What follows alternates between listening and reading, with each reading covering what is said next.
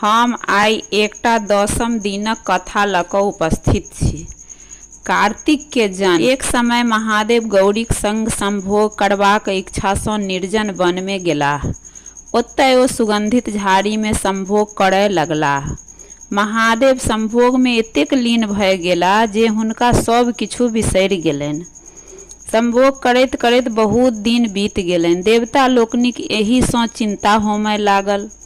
ओ कहलखिन ब्रह्मा ओतय पहुँचलाह आ महादेव जाहि रूप में संभोग में लीन छलाह कहि सुनाओल, एहि सँ जे संतान हेतनि से केहन हेतनि। ब्रह्मा कहलक, अहाँ लोकनिक एहि लेल चिंता जुनि करू, सब कल्याणे होतै। मुदा एतबा अवश्य ध्यान रखैत जाउ जे यदि गौरीक पेट सँ संतान हेतनि तऽ समस्त संसार के नाश कऽ देत। तें हेतु अहाँ लोकनिक महादेवक संभोग सँ निवृत्त करबाक उपाय करैत जाउ। सब देवता वन में जा कऽ हल्ला करय लगलाह। हल्ला कयला सँ महादेवक ध्यान टूटल आ संभोग सँ निवृत्त भेलाह। महादेव संभोग सँ उठलाह तऽ हुनकर अंश पृथ्वी पर खसि पड़ल। गौरी के एहि सँ बड़ क्रोध भेलनि। ओ सब देवता के श्राप देल जे आइ सँ कोनो देवता के संभोग सँ बच्चा नहि हेतनि। महादेवक अंश के पृथ्वी सहन नहि कऽ सकलाह। ओ अंश आगि में फेंक देलनि। आगि सेहो भार के नहि सहि सकलाह। ओ ओकरा सरपत वन में फेंक देलखिन। सरपत पर जा कऽ ओ अंश 6 मुँह वाला एकटा बच्चा भऽ गेल। ओहि बाटे कृतिका सब जाइत छलाह। ओ सब कनैत बच्चा के उठाए लेलक। अपन अपन दूध पियाए ओहि बच्चा के ओ सब पोसलक। पैघ भेला पर बच्चा के सब तरहक शिक्षा देलक। बच्चा के पोसनिहार कृतिका सब छलीह। तें हेतु ओहि बच्चा के नाम कार्तिके पड़ल। गणेश जी के जन्म बाद जखन गौरी शंकर के पता लगलनि जे कार्तिके जन्मक तऽ कार्तिके बजाय लेलखिन। देवता लोकनिक हुनकर अभिषेक कयल आ अपन सेनापति कार्तिके के बनाओल। कार्तिके तारकासुर के मारल आ इंद्र के अपन राज वापस कऽ देल। हुनकर विवाह 60 सँ भेल। गणेश के जन्म। देवता लोकनिक द्वारा प्रथम संभोग में बाधा होमय के कारणे गौरी चिड़चिड़ाह भऽ गेलीह। ओ सतत रुष्ट रहैत छलखिन। कार्तिके के जन्म ताबत भऽ गेल छलीह किंतु हुनका लोकनिक एकर खबर नहि छलनि। महादेव गौरी के प्रसन्न करबाक हेतु बहुत चेष्टा कयलनि किंतु ओ प्रसन्न नहि भेलीह। महादेव के एकरा लेल बड़ चिंता भेलनि। ओ एक दिन गौरी से पुछलखिन जे अहाँ एना किएक रहै छी? अहाँ कोना प्रसन्न रहब से हमरा स्पष्ट कहू। ओ कहलखिन, अहाँ अंतर्यामी छी, अहाँ सभक मनक बात बुझि जाइ छियैक। तखन हमर मनक बात अहाँ नहि बुझबै से हमरा कोना विश्वास होयत? मूर्ख पति के स्त्री सब बात कहै छै। किंतु हे स्वामी, अहाँ तऽ अंतर्यामी छी, हम अहाँ के कहब कोना? हम अहाँ के कहब तखन बुझबै। यदि अपने हमरा पूछल जाइ छी तऽ हम अपने क आज्ञा के कोना नहि मानब? सुनू, स्त्रीगण के लेल संसार में सबसँ पैघ सुख नीक पुरुषक संग संभोग करब थिक। ओहि संभोग में यदि कोनो प्रकारक बाधा होइ छैक तऽ एहि सँ बढ़ि कऽ स्त्री जातिक लेल कोनो दुख नहि होइ छै। एहि दुख सँ स्त्री दिनानुदिन खिन्न आ झक्खी स्वभाव भऽ जाइत अछि। आब अपनहि सोचू जे हमरा केहन भारी दुख अछि। एक तऽ संभोग में विघ्न, दोसर अपने के अंश पृथ्वी पर खसि पड़ल आ सबसे पैघ दुख तऽ ई जे एखन तक निःसंतान छी। जकर पति स्वयं त्रिलोकीनाथ तकरा बेटा नहि। जाहि स्त्री के बेटा नहि तकर जीवन व्यर्थ थिक। तपस्या, योग, दान इत्यादि नीक कर्म आन जन्म में काज दैत छैक। मुदा नीक बेटा इहलोक आ परलोक सब ठाम सुख दैत छैक। हे प्राणनाथ, अहाँ सर्वोपरि सर्वज्ञ छी। हम आब कोन उपाय करू? कृपया अपने हमरा कहू। पार्वती का बात सुनी महादेव कहलखिन, हे प्रिय, निराश नहीं हो। सब बातक उपाय छैक। माघ सुदी त्रयोदशी सँ सुपुष्प नामक विष्णुक व्रत आरंभ होइत छै और से भरि साल चलैत रहै छै। एहि व्रत में बड़ खर्चा आ कष्ट होइ छैक, मुदा तुरंत फल देनिहार एहन दोसर कोनो व्रत नहि छै। अहाँ चिंता नहि करू, हम सब प्रबंध कय देब, कोनो वस्तुक तकलीफ नहीं होयत।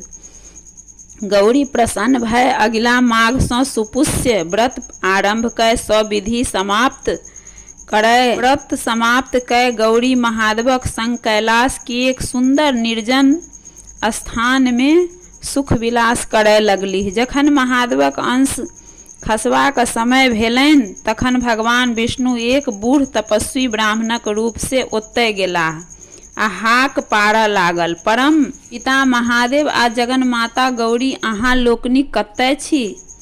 हम भूखे मरि रहल छी, किछु खुआउ आ हमर प्राणक रक्षा करू। भूखल ब्राह्मण हाक सुनी दुनू गोटे धरफरा कय उठि दौड़लाह। एहि बीच महादेवक अंश पलंग पर खसि पड़लनि। गौरी महादेवक ब्राह्मणक आदर सत्कार में लागि गेलाह, हुनका पूछि पूछि कय भोजन करबय लगलाह। एकाएक ब्राह्मण देवता अंतर्ध्यान भय गेलाह। ओहि समय में आकाशवाणी भेल, अहाँक व्रतक फल पलंग पर खेला रहल अछि, जाउ पुत्र के देखी जीवन सफल करू। आकाशवाणी सुनी गौरी दौड़लीह, देखैत छलीह एक सुंदर बच्चा पलंग पर खेला रहल अछि आ अपन अंगूठा चूस रहल अछि। दुनू गोटा के असीम आनंद भेलनि। कैलाश पर उत्सव मनाओल गेल। देवता लोकनिक आब बच्चा के आशीष देल। हिमालय सेहो सब परिवार अयलाह। बच्चा का नाम गणेश राखल गेल। एहि उत्सव में शनि महाराज सेहो आयल छलाह। गौरीक आग्रह कयला पर ओ बच्चा के अछेपे देखल लगले, गणेशक गर्दन काटि देल। भगवान विष्णु तुरंत एक विशिष्ट हाथीक गर्दन काटि गणेशक धड़ में जोड़ि देल आ अमृत छीटि हुनका जियाओल। ओहि दिन सँ गणेश मुँह हाथी मुँह सन छनि। एहि उत्सव में गौरी महादेव के देवता लोकनिक पता लगलनि जे हुनकर प्रथम संभोग फल स्वरूप कार्तिकेय केरा जन्म भय गेल छनि। ओ कृतिका लोकनिक संरक्षण में छनि। गणेशक विवाह दक्ष प्रजापति बेटी पुष्टि सँ भेलनि। गौरीक नाग दंत कथा। हिमालय के चारिम बेटी बड़ गोर भेलथिन, तें हुनकर नाम गौरी पड़लनि। गौरी जखन विवाह योग्य भेलखिन तब मनाइन हिमालय के कहल लगलखिन, अपने बैसल छी, कन्यादान के कोनो व्यवस्था नहीं करैत छी। कोनो बुढ़वा अबैत आ बेटी के लऽ कऽ चलि जाइत अछि, ई नीक बात नहीं थिक। कोनो व्यक्ति के पठा कऽ नीक बर तकबाऊ, जाहि तरहे नीक लोग सब कन्यादान करैत अछि, एहि बेर तहिना कन्यादान करब। हिमालय सोचय लगलाह जे एहन के लोक छथि जे सब ठाम जाइत अछि, सभक गुण दोष के जनैत अछि। एकाएक हुनका नारद मुनि स्मरण भेलनि। ओ नारद मुनि के बर तकबाक भार देल आ विवाहक ओरियान करय लगलाह। नारद मुनि पुनः ओहि बुढ़वा महादेव के बर ताकल। खूब साजी बड़ बरियाती आयल। दाई माई सब बड़ बरियाती देखय गेली। देखैत छथि जे बड़क आँखि में काँची पीची लागल आ भरी देह साँप लटकल छनि। बरियाती में कियो कनाह तऽ कियो घोर, कियो नांगर तऽ कियो लूल। सब स्त्रीगण सब नारद मुनि के गारि देमय लागल आ बड़ बरियाती के घुमाबय लागल। जखन गौरी ई बात बुझलखिन तऽ ओ मोने मोन महादेवक प्रार्थना कयल आ नीक रूप धारण करबा लेल गोहराओल। महादेव स्याह कयल, तुरंत सब साँप बिला गेल। अपने सुंदर पीताम्बर पहिरने शंकर रूप भय गेलाह। हुनकर एहन सुंदर रूप देखी सब कियो चकित भय गेल। शुभ शुभ कय विवाह संपन्न भेल। मनाइन खुशी सँ बेटी जमाय के विदा कयल। महादेव गौरीक संग खुशी सँ रहय लगलाह। विदाइयक भार। बेटी जमाय के विदा कय मैना किछु दिनक बाद विदाइयक भार पठाओल। दही, केरा, खाजा, लड्डू, चूड़ा, ठकुआ, मलपुआ इत्यादि। महादेव के एतेक वस्तु रखबा के ने जगहे छलनि आ न घर में खनिहारे छलनि। खूब लोग सबके बजायल खुआओल आ कतबो बैनो तिहार बाँटल, किंतु वस्तु सब सधबे नहीं करनि। भार सँ घर आंगन गन्हाए लागल। भारक वस्तु कोनो सधत तकर उपाय सोचय लगलाह। एक गोटे कहलक जे यदि भड़कनी छुलाइ धुरखुर धरि ठाढ़ी होइत तब भंडार सधि सकैत अछि। खोज पुछारी कय एकटा भड़कनी छुलाहि ताकल गेल, ओकरा धुरखुर सटाय ठाढ़ी कयल गेल, तखन भारक वस्तु सब सधल। गौरीक ननद। गौरी महादेव सँ एक दिन कहलखिन जे सभक ननद अबै छैक, हमरा सेहनता होइ अछि जे ननद अबितथ। ताहि पर महादेव कहलखिन अहाँ ननद केरा भार नहीं सह सकै छी। तखन गौरी कहलखिन एतेक लोक कोना ननद के भार सहै छै, हम किएक नहीं सहि सकब। महादेव तुरंत अपन बहिन असाबरी देवी के बजाओल।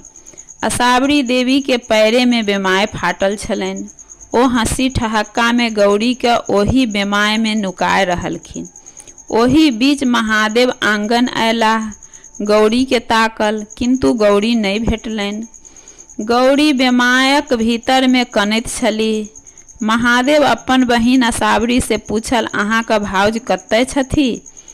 ओ कहलखिन हम नहीं देखलियनि। आ महादेव परम चिंतित भेलाह। असाबरी देवी अपन पैर जोर से झाड़लक। गौरी भट देख हंसलीह। दुनू प्राणी भभा कय हंसय लगलाह। एक दिन महादेव बहुत रास माछ आनल। गौरी विन्यास सँ माछ बनौलनि। ननद असाबरी के कहलखिन जे अहाँ धी सुआसिन छी, पहिने अहाँ खा लिअ तखन हम सब खायब। ओ माछ खाय लगलीह। गौरी खंडक खंड माछ हुनका देने जाथिन और टपाटप खैने जाथिन। एही तरहे असाबरी देवी सबटा माछ खाए गेलीह। बेचारी गौरी के कांटो कनखुर नहीं प्राप्त भेलनि। आब गौरी अकच्छ कय महादेव सँ कहलखिन आब हिनका विदा क दियौन, एहन ननद से हम बाज एलहुँ। महादेव हंसय लगलाह आ कहलक हम पहिनहि मना करैत छलहुँ जे अहाँ ननद के भार नहीं सहि सकब, किंतु अहाँ जिद कय देलहुँ। एतबे दिन में तंग भ गेलहुँ। किछु दिन और रखियौन, तखन सब सेहनता पूरी जायत। गौरी निहोरा करय लगली हम गोर लगै छी, जल्दी हिनका विदा क दियौन, नहीं त आब हमरो खा जैथिन। महादेव बुझा सुझा क अपन बहिन असाबरी देवी के विदा कयल। गौरीक भगिना। महादेव सँ पुनः गौरी एक दिन कहलखिन हे नाथ, सभक भागिन अबैत जाइत छै, मामी सँ हंसी खेल करैत छै, हमरो तकर बड़ सेहनता होइत अछि। महादेव बिहुसैत कहलखिन ननद के सेहनता त नीक जकाँ पुरि गेल, आ भागिन सेहनता सेहो पूरी जायत, मुदा हमरा बाद में उल्हन नहीं देब। गौरी गंगाजल भरय गेली। खूब जोर पूर्वा पछवा कहय लागल। खूब जोर पूर्वा पछवा बहय लागल। हुनका अपन कपड़ा का सम्हार नहीं रहलनि। कतबो सम्हारथिन तैयो आँचर उधिया जाइन। गौरी लाजे कठौत होमय लगली। ओ महादेव से कहलखिन देखू तो हमरा ई बसात आ बेनग्न कय देत। महादेव कहलखिन ई बसात पूर्वा पछवा अहाँ के भागिन छथि, ई लोकनिक अहाँ का सेहनता पुराबय रहल छथि। दुनू गोटे मिली क अहाँ सँ हंसी ठहाका आ धूर्तता करैत अछि। हंसी क गौरी कहलखिन ई जाहिन अहाँ का पार कियो नहीं पाबि सकैत अछि, तहिना सर संबंधी आ बहिन भागिन पार कियो नहीं पाओत। आब अपन भागिन के हटाऊ। महादेव इशारा सँ बसात रोकि देलखिन। गौरी छिनारी। एक समय में महादेव के गौरी कहलखिन हे महादेव, अहाँ त्रिलोकीनाथ छी, अहाँ चोरनी और छिनार के कोनो चिन्ह किएक न दैत छियनि, अहाँ सब किछु कह सकै छी। महादेव कहलखिन हम अहाँ का बात मानल मुदा ककरा कोन चिन्ह देल जाइत से अहीं कहू। गौरी कहल छिनार के सिंह आ चोरनी के नांगर दियौन। एक दिन गौरी सँ महादेव कहलखिन जे आइ हमरा माछ खयबाक इच्छा होइत अछि, अहाँ माछ खुआउ।